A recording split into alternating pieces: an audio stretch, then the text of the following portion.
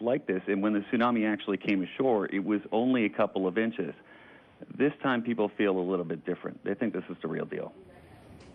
Yeah, well, Carter, I mean, they're saying metres. They're talking, you know, 2 metres, this wave that could hit all those countries. And I think we're talking about more than 20 countries, but, you know, Hawaii is certainly in the firing line.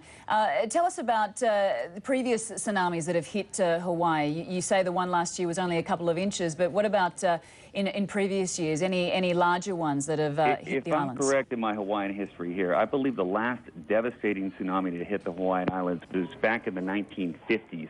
And that struck part of the big island of Hawaii, a town called Hilo, and it was...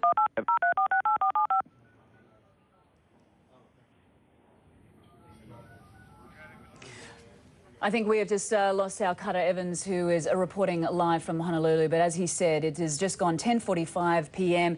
People are hearing the news of what has taken place in Japan. They know that the sirens have gone off and that they've been told to go to higher ground. Well, let's now go to our Christy Lustout, who's going to explain exactly where the earthquake struck. Yeah, let's map out this ongoing disaster for you, and we want to show you exactly where all this is unfolding. The epicenter of the quake was right out here in the sea. It's about 130 kilometers to the east of the city of Sendai. It took place at a depth of about 24 kilometers, which is very shallow indeed.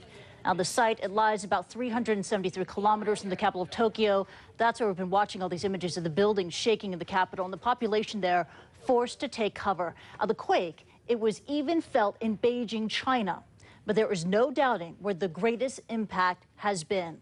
While tsunami waves have affected much of the East Coast, with areas around Tokyo submerged, the most dramatic scenes you've been watching have been playing out along the coastline and farmland near Sendai. Local media reporting a tsunami of up to 10 meters. That is 33 feet. 33 feet in height. That wall of water pushing through is clearly going to have a devastating impact on everything in its path. Now, I want to show you some video out of Tokyo as the earthquake struck earlier today. Now, this was the scene in our Tokyo bureau. If we bring up the video for you, you could see our CNN producer, Junko Ogura, running to her desk. Let's take a look at it.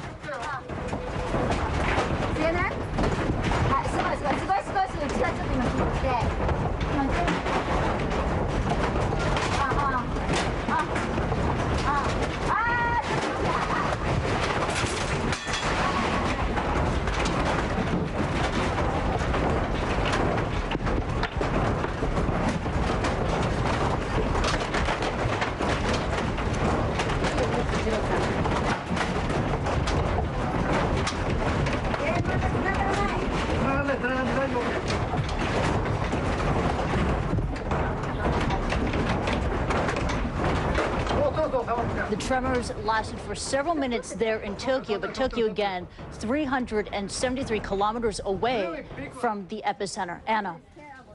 Yeah, Christy, we've just heard from the US Geological Survey that has said that at least 18 aftershocks have occurred since that 8.9 quake shook Japan. All those aftershocks were 5.4 magnitude or above, the strongest being 7.1. Well, let's go back to our Rosemary Church at CNN Centre. Rosemary. All right, thanks, Anna and Christy. Yeah, we do want to